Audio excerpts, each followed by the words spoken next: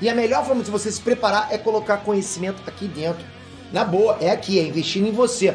E o melhor lugar disparado para você conseguir isso é na Cyberclass, que é o maior portal de marketing digital da internet. É uma plataforma de cursos voltados para você conseguir ganhar dinheiro na internet. São vários e vários cursos prontos já para você maratonar e ganhar um certificado em cada um desses cursos e turbinar teu currículo. E toda semana novos cursos estão chegando. Você pode aprender gestão de tráfego, social media, estratégias digitais, funis de venda, copyright, YouTube, Instagram e várias outras habilidades que nenhuma faculdade vai te ensinar. E tudo isso por R$29 por mês. E você ainda tem 7 dias para testar. Se você não gostar, todo o teu dinheiro é devolvido na hora. Não perde essa chance. Deixei o link na descrição, né? Bora se preparar para o teu poder também ser o dinheiro, né? Meu apelido era Clark Crente, pra você ter uma ideia. Entendeu? Então, assim, claro, eu jogava bola, os caras eram meus amigos, mas assim, me zoavam, porque era estranho. Eu era testemunha de Jeová, você não foi mais zoado. Sério mesmo? Era mesmo? Eu não, era então, criança, mas... Não, mas você entende um pouco, então. Ninguém sabia mais zoado. Mas então você entende um pouco, era estranho, cara. Estranho. Né? Você não ser católico na década de 80. Imagina, a galerinha playboyzada, assim, eu chegava no intervalo lá, eu tinha uma bibliazinha de bolso dos Gideões que eu muitas vezes eu ia ler, porque eu me converti com 15 anos e aquilo tudo era novo para mim, né? Qual a diferença que você acha que tem essas duas eu não conheço tão de perto. Passei várias perto ali na minha família e tal, mas eu não me aprofundei tanto nessa. Existe uma grande diferença entre o católico e o evangélico? Cara, eu né, com todo respeito aos católicos, eu vou falar da minha experiência, né? Era uma coisa muito mais de tradição, né? Eu fiz primeira comunhão, fui batizado, mas era, né, minha avó, um lado era italiano, os outros português, então era bem católico. Mas assim, eu nunca li a Bíblia. Tinha uma Bíblia lá grande, aberta em casa, empoeirando, eu nunca tinha lido. Então era mais uma decoração. E cara, né, só realmente faz sentido se você lê aquilo, e se aquilo produz o que a Bíblia chama metanoia, que em grego é basicamente uma transformação da tua mente. Então, por exemplo, eu era católico, meu pai tinha uma coleção de Playboy, né, eu cresci, meu pai, filhão, é tua, né? Então, se mata aí. Nunca o catolicismo em si tinha, não, então domingo a gente vai na missa, e depois a gente vai tomar sorvete, né? E aí depois ia na Brunella aqui em São Paulo tomar um sorvete, mas não era, acabou, pronto, né? E toca a vida, durante a semana não afetava nada como eu... Então eu vou te dar um exemplo, né? Quando acho que eu tinha uns 12 anos, eu tinha um irmão mais velho, meu irmão faleceu tem 2 anos, né? 5 anos e meio mais velho, e ele cresceu, ele já estava mais crescidinho, assim, no final dos anos 70, já pegando todo o heavy metal, né? LED, Iron Maiden, e eu fui na cola, né? Eu lembro que quando teve o primeiro Rock in Rio, eu pedi o disco de presente do Rock in Rio porque eu gostava do Ozzy. Criança, né? Eu pedi pro meu pai me levar, o primeiro show que eu vi na minha vida foi o show do Kiss em 82 no Morumbi, nossa, acho que 82. Eu fui na arquibancada com meu pai, e meu irmão estava na pista, mas eu era menorzinho, então foi minha mãe não deixou porque era do demônio. Então, aí, beleza, e eu tava, cara, né, heavy, né, todo, e gostava muito do Iron Maiden, era minha banda predileta, né, então quando saiu um disco chamado Power Slave, que era, em inglês é Poder Escravizador, né, era o Ed de Faraó lá, né, enfim, eu ouvia, um disco, toca-disco, e, horas e horas, um sábado de manhã na Gazeta, cara. Um sábado de manhã. Agora a gente eu lá, né? Eu tava assistindo a Gazeta. Exato. Moscando. Sabe o que era moscando lá, né? Nem lembro, não tinha nem controle. Acho que era seletor mesmo ainda. E eu vi um documentário dos anos 80, com os caras com mullet, assim, bem anos 80, né? Aquela coisa tosca, né? Mas os caras falando, É bom lembrar que durante os anos 80 na Rede Globo tinha programa evangélico, tá, pessoal? De manhã, quando eu acordava para ver desenho, antes tinha os programas americanos de... Então a Globo também teve programação evangélica nos anos 80. Jimmy Swaggart. É que as coisas são assim, ninguém lembra, né? Eu era católico, mas aquilo nem... Né, eu ficava falando, putz, quando é que vai acabar isso que eu queria ver desenho? Geralmente é amanhã de desenho, né? Enfim... Aí eu tava vendo lá e os caras começaram a falar das bandas que eu gostava, falando assim, e eu tinha uma coisa que era, apesar de ser católico, eu sempre tive um temor de Deus, assim, eu sempre intuitivamente saber que tinha o mal e tinha o bem, que tinha, entendeu? E eu lembro que eu me assustei, cara, eu falei, cara, eu não... Porque foi claro, daí eles pegavam vários clipes, eles iam mostrando a influência negativa espiritual naquilo, você fala, pô, por que a música vai representar aquilo? É só de brincadeira, Quanto mais você vai estudando, você vê que não. E na época, mesmo claro que eu não tinha, né, esse entendimento, mas aquilo já me... Cara, eu falei, não quero me associar com isso. Daquilo. Beleza. Isso acho que eu tinha uns 12 anos, né? Eu comecei a trabalhar com 13, né? Nas férias de janeiro, lá de verão, eu fui trabalhar no pet shop, que eu levava o meu cachorro, mas eu gostava tanto de cachorro que eu ia no pet shop, eu ficava brincando, e aí o dono falou, pô, você não quer vir aí passar as férias aí trabalhando? E eu quero, daí beleza, né? Quase de graça, eu ficava limpando canil, mas foi legal porque eu já comecei a gostar de trabalhar. Aí no ano seguinte, né, no dezembro, eu fui trabalhar num café, eu morava num condomínio aqui em São Paulo, em frente tinha um shopping do condomínio e tinha um café que era da moradora do condomínio, tudo as mães amigas e tal, mas eu tinha gostado de ganhar dinheiro, né, de trabalhar, e falei, não, então eu vou trabalhar só durante o período do Natal, servindo café, cara, né, garçom, e eu ganhando meu dinheirinho. Não precisava, mas foi uma preparação, porque poucos anos depois eu ia estar precisando ajudar minha família, porque meus pais separaram, a gente quebrou, e eu realmente, então, né, você está romantizando, não, para mim sabe, Deus já estava me preparando ali para ter uma ética de trabalho, né, saber o que era trabalho. Então, logo depois, tinha uma locadora lá também, do bairro, que cara, todo dia eu ia na locadora, né? Todo dia, porque eu peguei, né, a fase quando saiu o VHS, e cinema para mim sempre foi, né? Bom, virei ator, né? Então,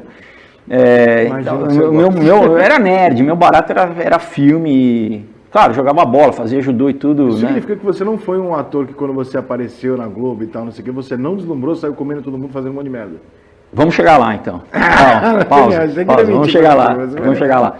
Aí, beleza. Aí, comecei, enfim, toda essa volta que eu estou dando para chegar que uma vez estava lá na locadora, um dia mais agitado, que era sábado, né? E nesse condomínio que eu morava, que era o Portal do Morumbi, tinha muito estrangeiro que morava lá. Daí tinha um cara que era inglês, a família, né, falava aquele português, né, meio... né, meio, enfim, sotaque e tal. Como é que você estudou no Morumbi, Felipe? Onde eu estudei? No Objetivo Morumbi. Eu estudei primeiro no Pueridomos e eu fiz o colegial no Objetivo Morumbi. Então pode ser que eu te conheça no sítio do prédio, então, porque minha tia é diretora do Pueridomos. É mesmo? Maria Odete. Pode ser, cara, mas era da Verbo Divino. Do Caio, do Pepinho, do Giuseppe? Putz, meu. Caio Ribeiro, jogador. Não, eu estudei na época que os filhos do Silvio Luiz estudavam lá. Estudei nos anos 80. Minha tia é diretora até hoje daquele negócio lá. Maria Odete, meu tio 80, também, né? O Sérgio. E eu não morei no Portal do Morumbi, mas morava do lado. Eu morava na divisa ali da Guilherme do Mão Vilares com a Francisco Morato. Então você deve lembrar, Video Factory, era uma locadora. É onde eu alugava filme, cara. Então, eu trabalhava lá, mas também de repente era locadora. Sério, tu trabalhava na Video Factory? Mas eu era adolescente, né? Trabalhando no Video Factory. Caraca! Pô, eu peguei muita Titiolina e os 7 amigos ali. Ô, meu compadre! Tá rindo do que, ô, Juvenil? Tu não sabe nem o que é Titiolina. Nem sabe o que é Titiolina. Titiolina é tipo uma... Ela é a Madonna italiana do pornô. Vamos resumir bem? Tipo a Elisa Sanches, muito atrás e muito melhor. Conheci a Elisa Sanches, ela falou pra mim assim, falei, tudo bem, prazer, Henrique? Ela falou, prazer, Elisa Sanches, rainha do anal. O que você responde? É o cartão de visita, assim? O que você fala? Bom, já dá na cara, né? Na cara. Mas vamos, volta lá pro Enfim, e aí o cara chegou lá e conversando, cara, na época eu tava já, né, acho que 15 anos e tal, muito descobrindo Beatles, né? Tava descobrindo os Beatles mas assim, o Beatles lá do B, né? Não Hey Jude, Penny Lane, né? Não. Ele já sabe, não, né? O quê? Depois eu explico, tá. Bom, não, só pra falar sobre o John Lennon, que é uma farsa. Tá, aí, cara, né, eu ouvi, sei lá, Helter Skelter, né, Number 9, eu vi essas coisas.